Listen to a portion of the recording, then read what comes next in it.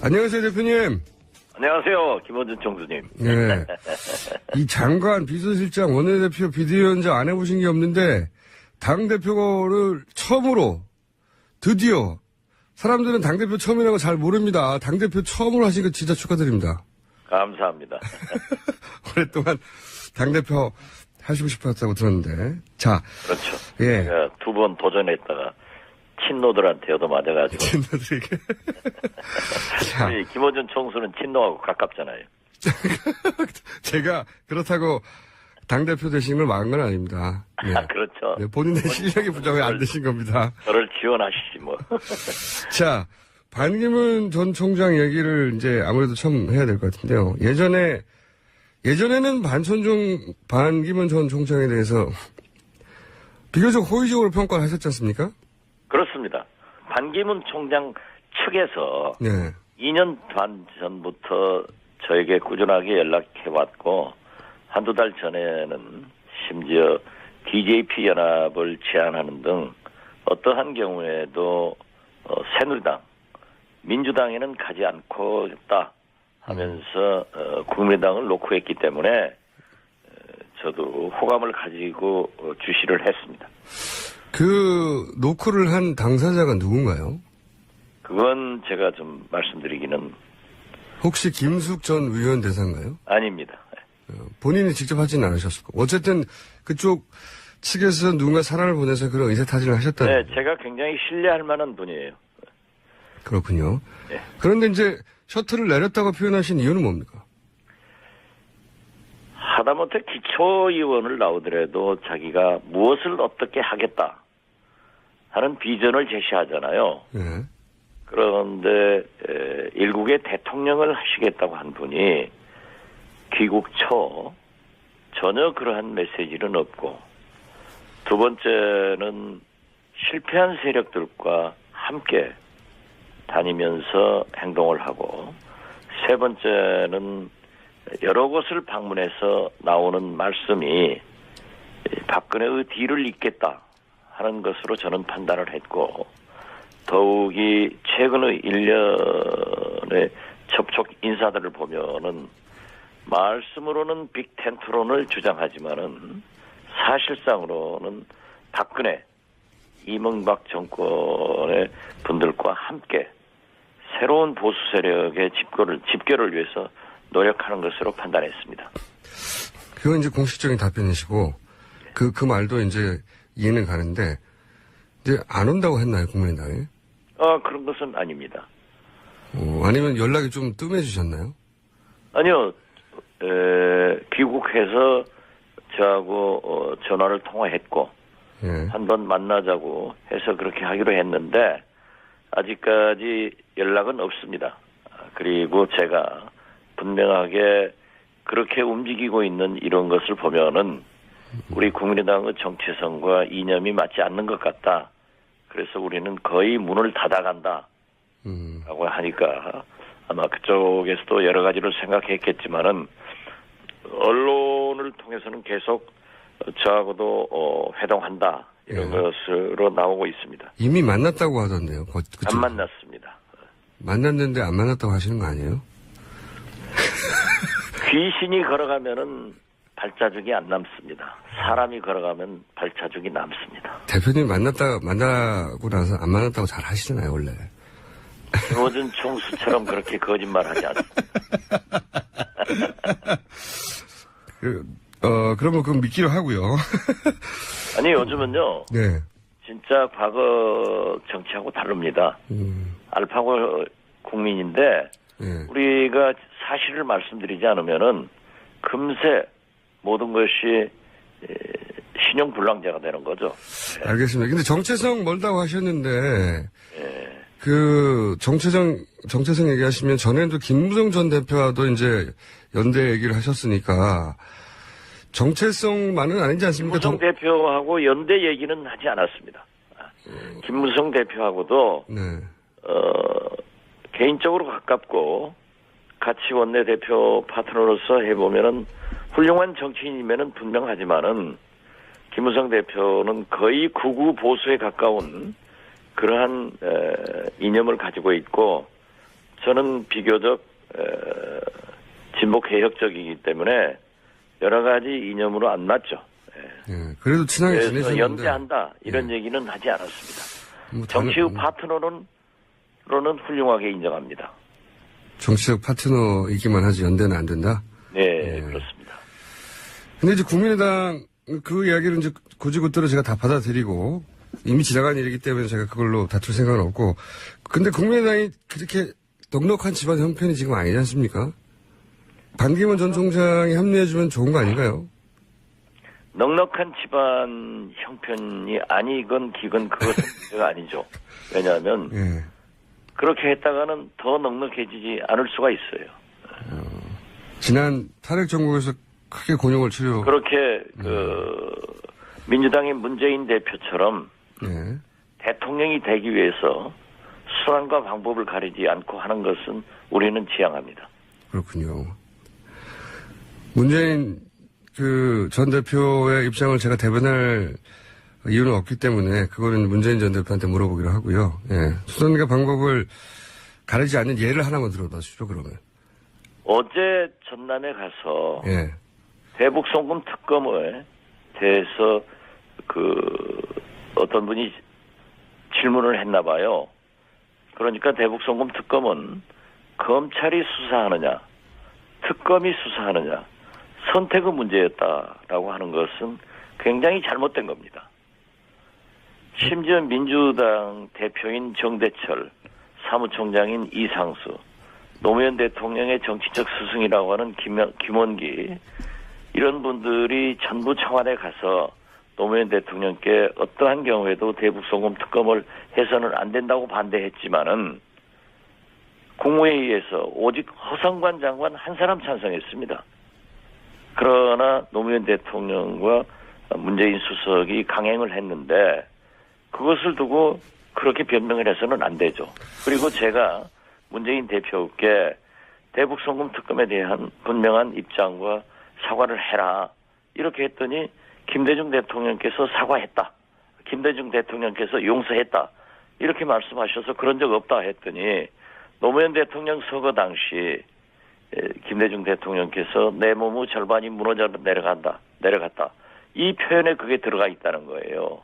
그래서 그렇게 애매모호하게 하면 안 된다. 분명한 것은 잘못됐다고 하면은 잘못된 것을 인정을 하고 사과를 해야지 그렇게 왜 자꾸 변명을 하느냐라고 했는데 또 한 번 변명을 했더라고요. 알겠습니다. 그걸 이제 누구는 해명이라고 하는데 변명으로 들릴 수밖에 없다. 그거하고 수단과 방법을 가리지 않는 건 좀 다른 얘기인 것 같은데. 그건 호남표를 네. 얻어내기 위해서 수단과 방법을 가리지 않은 거죠. 지난번에도 호남이 지지하지 않으면은 자기는 정치를 하지 않는다. 대권에 출마도 하지 않는다. 네. 해가지고도 지금 하고 있지 않습니까? 이런 얘기도 다 하셨어요. 그 말씀 하시니까 또 생각이 나는데, 제가 지금 문재인 전 대표 얘기하려고 연결한 건 아닌데, 말씀하시니까 여기 한 가지만 더 여쭤보면, 문재인 전 대표가 이제 부산, 울산, 경남에서 50% 이상, 득표할 수 있겠냐. 홈베이스가 약하지 않냐. 이런 지적도 하셨죠. 네, 그렇습니다. 네. 홈베이스가 약한 건 안철수 전 대표는 더 한대요, 지금. 안철수 대표는 그래도 지난 4.13 총선에서 호남에서 승리를 했습니다. 물론 지금 현재 지지도가 정치 검찰에 의거해서 리베이트 사건의 조작으로 도덕성의 새정치에 큰 상처를 입고 추락한 것만은 사실입니다. 그렇지만 이제 무죄가 됐고 또 활발하게 활동하고 있기 때문에 차차 커버되리라고 봅니다. 알겠습니다. 미래를 전제로 해서 이제 주장을 하신 거기 때문에 그거는 반론의 여지가 있는. 지금 현재도 네. 미세하게 상승하고 있고 문재인 대표는 조금 하락하는 그런 모습을 보이던데요. 예, 그게 사실이라서 아직 격차가 너무 큽니다. 그리고 그렇습니다. 예, 그건 인정합니다. 호남에서도 그렇지만은 예. 이해창 전 후보도 9년 10개월 1등했지만은 40% 이상 예. 한 달 잘못해가지고 김대중 노무현에게 대통령을 잃었고 지금 여론조사의 가장 첨단 국가인 미국에서도 9%의 트럼프가 91% 지지받은 힐러리에게 이겼습니다. 맞습니다. 어떻게 될지 모르는 거죠. 그렇죠. 네. 지금 1등 한다고. 근데 거꾸로 이명박 대통령이 1등 하다가 그냥 대통령이 돼버렸거든요. 그런 사례도 있긴 합니다. 그렇으니까 실패한 대통령이 됐죠. 그거는 상관없는 얘기지만, 개화가. 아니, 지금 보세요. 우리가 대통령 잘못 뽑아가지고, 네. 지금 민주주의, 서민경제, 남북관계, 심지어 우리나라가 지금 대통령이 둘 아니었습니까? 박근혜 대통령, 최순실 대통령. 이런 사태까지 났는데, 네. 이번에는 진짜 국민들이 잘 뽑아야 됩니다. 예, 그건 맞은 말씀이신데, 지지율을 계속 1위 했다고 해서 나쁜 대통령이 된 건 아니죠. 그렇기 때문에, 예. 제가 말씀드리는 것은, 대통령이 되시려면은, 예. 사실은 사실대로 밝히고, 잘못한 것은 잘못했다 하고, 반복 안 하면 되는 겁니다. 알겠습니다. 김대중 전 대통령도 마지막에 1위 계속 하시다가 대통령이 되셨어요. 지지율. 기억해 보시면. 자, 그 얘기 그만하고요. 제가 급한 얘기가 많으니까. 자, 이 얘기를 또 여쭤볼게요. 지금 반기문 전 총장이 뭐 여러 사람의 이름을 거론했습니다. 김종인, 손학규, 정의화, 김한길, 김무성, 정운찬 이분들 다 만난다고. 네. 그래서 이제 소위 그 빅텐트라고 하나요? 그 여야의 친박 친문을 제외하고 다 모여라. 그런 텐트의 중심이 되겠다. 이런 구성을 가지고 계신 것 같은데 이게 본인 뜻대로 될까요? 저는 반기문 총장이 여러분을 만나겠다고 한 것은 예. 10년간 유엔 사무총장을 했기 때문에 예. 귀국 인사차 자기하고 관계 있던 교류 있던 분들을 만나고 싶은 차원으로 해석을 합니다. 그리고 지금 현재 지난 10여일간의 반기문 총장의 모든 행보를 볼 때 예. 그분의 빅텐트는 빅텐트가 아닙니다. 그래요? 어떻게 해서든지 지금 현재 바른정당에서도 또 반기문 총장도 생각을 하고 있고 또 새누리당에도 생각하고 있고 또 다른 교섭단체가 구성된다는 것 아닙니까? 네. 그분들하고도 함께 하려고 하니까 저는 보수의 빅텐트가 아닌가 생각을 합니다. 국민의당은 그럼 이 빅텐트의 한 축으로 참여하실 생각이 지금은 전혀 없으신 거예요? 지금 현재는 전혀 없습니다. 그러면 혹시 어떤 이미 예. 우리 국민의당에서 제가 얘기하는 빅텐트라고 하는 것은 작년 4.13 총선에 의해서 국민은 제3당,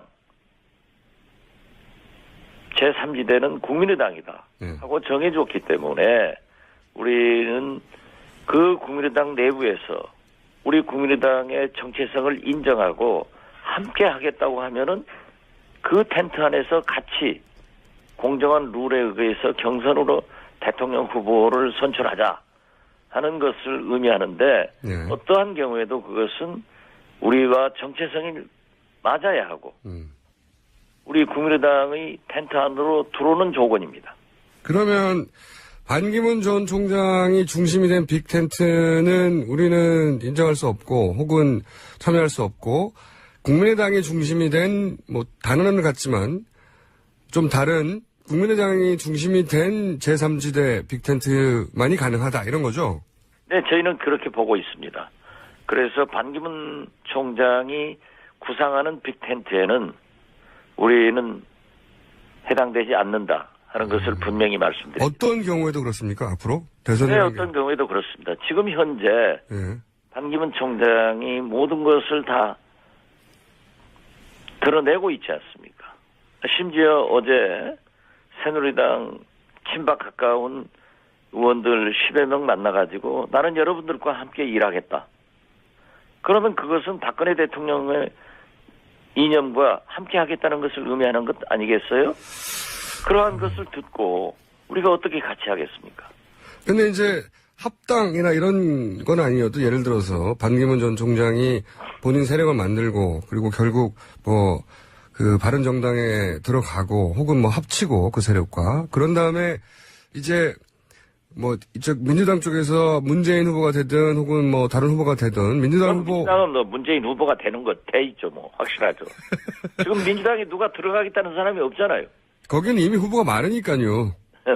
많기는 뭐 안철수 확정시켜놓고 있으니까. 예, 국민의당은 안철수 후보밖에 없지만 뭐 천정배도 있고.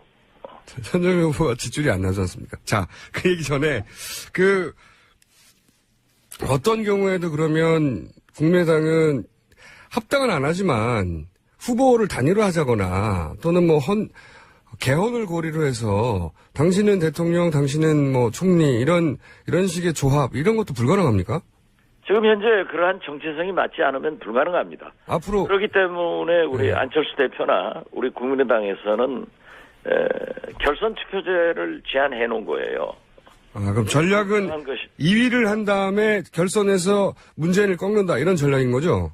뭐 그러한 것이 아니고 예. 지금 현재는 다당제 아니에요? 네네. 지금만 하더라도 원내 교섭단체를 가지고 있는 정당이 네 곳이고 예. 정의당도 심상정 대표께서 대통령 후보를 선언했지 않습니까? 예. 그러면 5개 정당이 됐단 말이에요. 예. 여기에 반기문 총장을 추종하는 또 하나의 원내 교섭단체가 대동하고 있습니다. 한 20명 모일 수도 있겠죠. 예. 한 30명 모인다고 그래요. 그래요? 예. 예, 그러면은 사실상 6개 정당 체제가 되는 겁니다. 예. 그러면 오히려 협치, 국회 본연의 정치 본연의 대화와 협상을 통한 일당 독주를 막는 그런 제도적 장치가 돼가는 거예요. 그러니까 제가 때문에 예. 결선 투표제를 하면은 인위적으로 장막 뒤에서 어떤 정치적 공학적 어떤 거래가 아니라 공개적으로 국민이 판단을 해서 정책적 연합을 할 수도 있고 연정도 가능하기 때문에 다당제에서는 결선 투표제가 반드시 필요하다. 예. 저도 동의하는데요. 우리는 그러한 것을 예. 어제 주호영 바른정당 원내대표도 제가 방문해서 결선 투표제 찬성을 표명하셨고요. 결선 투표제를 처음에는 반대했던 문재인 전 대표께서도 찬성을 했기 때문에 지금 새누리당만 조금 뉘앙스가 다릅니다. 예. 알겠는데 저도 결선 투표제가 필요하다고 생각을 하는데요. 당장 이번에 될 수 있는지는 몰라도 필요하다고 생각하는데 제가 궁금한 건 그게 아니라 이제 결선 투표제를 강하게 얘기를 대표님도 하시고 안철수 전 대표도 하는 걸 보면 일단은 여러 후보가 나올 테니까 일단 2위를 하고 그런 다음에 문재인 1대1 얘기 계속 하지 않습니까? 안철수 전 대표도. 그런 다음에 2등을 일단 하고 나서 문재인 전 대표가 1대1 구도를 만든다. 이게 전략인가 궁금한 거죠. 예. 전략은 아니죠. 왜냐하면 지금 보더라도 안철수 대표는 대통령 후보 지지도 면에서 예. 제3위를 기록하고 있습니다. 네. 우리가 2위가 된다, 1위가 된다고 하는 것은 단언할 수는 없는 거죠. 그렇기 때문에 그러한 전략적 접근이 아니라 이제 박근혜 최순실 이 국정농단 사건을 보더라도 네. 이제는 제왕적 대통령 권한도 내려놓아야 되지만은 일당 독주 이러한 것도 제도적으로 막기 위해서는 결선 투표제를 해야 되고 또 다당제 국가에서 사실상 대통령이 어떤 의미에서 보면은 약 20-30% 지지받아가지고 대통령이 될 수도 있어요. 그렇기 때문에 그 과반수 이상의 국민 지지를 받는 그러한 장치도 필요하다. 이런 것을 법과 제도적으로 만들자 하는 겁니다. 알겠습니다. 저희 시간이 벌써 다 돼가는데 한 분 스튜디오에 꼭 나와주시고요. 저희가 항상 전화로만 했는데 스튜디오에 나와주시면 화학적이면 끝내줄 것 같은데요. 나와주시고 그리고 여기 나가면은 우리 김총수가 하도 야단치니까. 그리고 이재명 시장이 3위고요. 안철수 전 대표는 지금 현재 4위가 맞습니다. 그러더라고요. 예. 한 가지만 급하게 여쭤볼게요. 이게 정보력 하면 제가 대표님이니까 지나가는 이야기인데 중요한 것 같아서 한 가지만 여쭤보면 반 총장을 MB 쪽에서 민다는 게 사실인가요? 처음에는 그렇게 움직이더니 네. 지금 여러 가지 부작용이 있으니까 예. 뒷선으로 물러났다는데 아무래도 그러지 않겠어요? 저는 그렇게 봅니다. 대표님이 모르시면 누가 합니까? 정치판에서. 아시죠? 사실은. 다음 얘기로 넘어갈게요. 거의 시간이 다 돼서 마지막 질문 이겁니다. 조승용 원내대표가 정권 교체를 못해도 문재인과는 손잡지 않는다. 나중엔 해명으로는 딱 약간 다른 이야기다 하셨고 대표님도 시간이 다 됐네요? 그렇지 않습니다. 그렇지 않습니까? 저는 어떠한 경우에도 정권 교체가 이루어져야 됩니다. 그 경우 그러면 문재인과도 손을 잡을 수 있습니까? 예. 새누리당 박근혜 대통령과 함께한 사람들은 책임을 지고 대통령 후보도 안 내야